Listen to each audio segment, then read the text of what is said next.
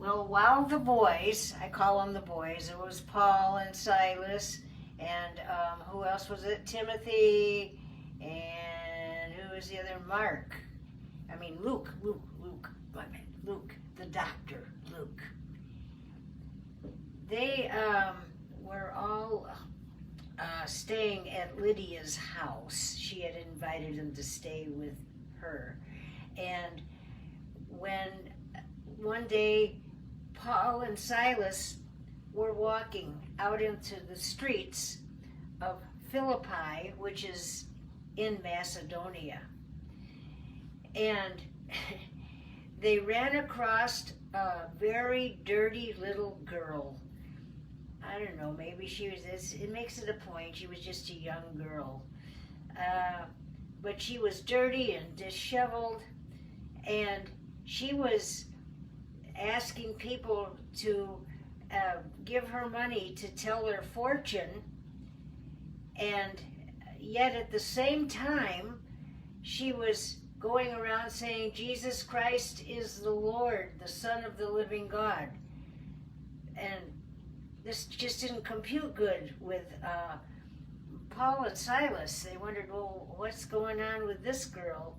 Well, if I could tell you a little bit of an experience Dennis and I had, we lived in Riverside, California, but his office was down in a very expensive area of Sherman Oaks near Encino, and there was a very busy boulevard that went, I don't know if it was Van Nuys Boulevard or what boulevard, but it was in the highfalutin end of town is where his office was. And there was a girl that was standing on the corner. I was picking up Dennis, and I was watching her. She was standing on the corner by the stoplight in front of a great big high-rise bank. And she had a coffee can, and when the people would stop at the light, she would put her coffee can out and put it up to the window, and the people would put their money in the coffee can, and she was getting bills in her coffee can. Well, then Dennis came out, we pulled out in traffic, and we always had a way to get out of there. We went through the back parking lots of different buildings to get out of the crowd to get home. And we saw, as we were going through back parking lot, the same girl back there, and she was handing this coffee can of money up to the window of a big truck, an expensive big truck, big tires on it, a couple of good, what do they call them, glass packs, some big pipes in the back, big expensive truck. And she handed this coffee can up to the guy in the window, and the guy took all of the money out of the coffee can, and then he handed her a dollar bill. I don't know if it was a 5 or a 20, but it was paper money. And then they split ways. He took off, and she went somewhere.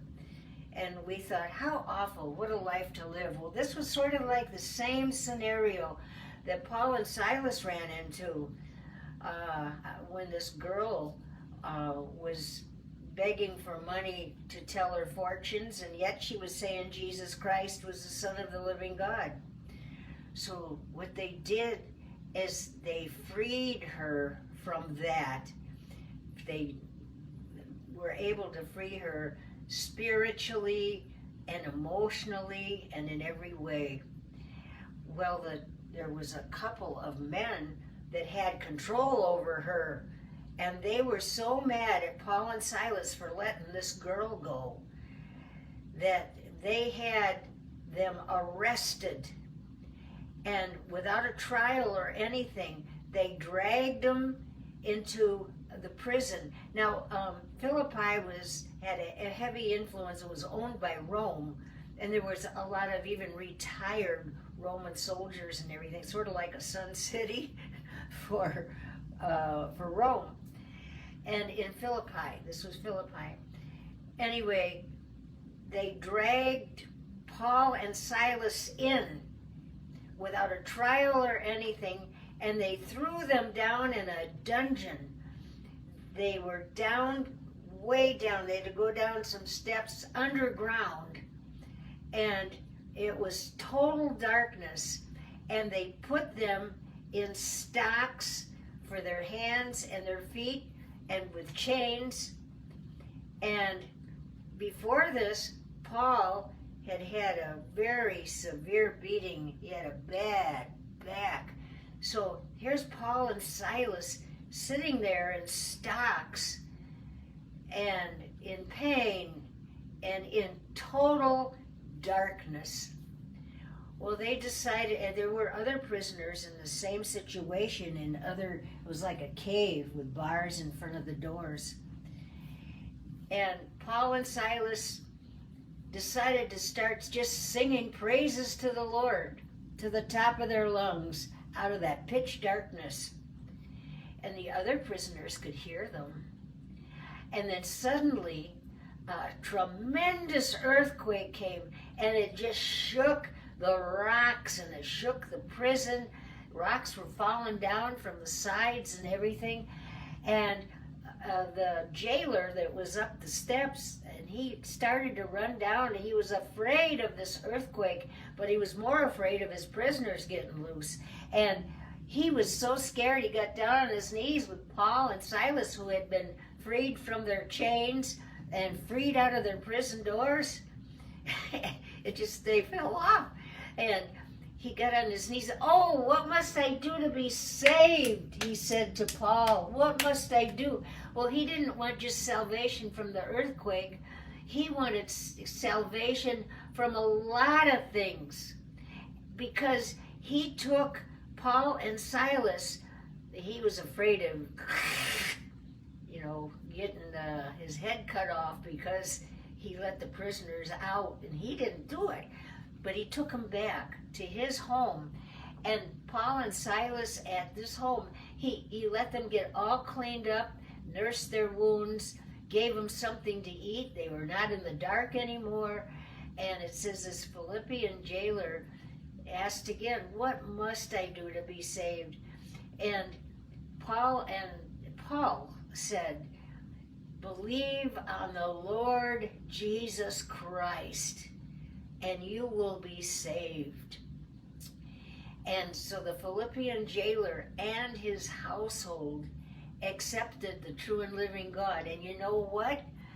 It makes it a point in the scriptures to say that this Philippian jailer heard this girl that Paul and Silas let free from her prison of being a slave. He remembered her saying that Jesus Christ was the Son of the true and living God. This little slave girl, and the Philippian jailer knew about her and heard her. And so Paul and Silas were able to be freed from the prison, got nursed back to health at the jailer's house, and were set free to go on their way again. But was Rome really mad at them at this point. But I'll let it go right there. Okay, talk to you again. Bye-bye.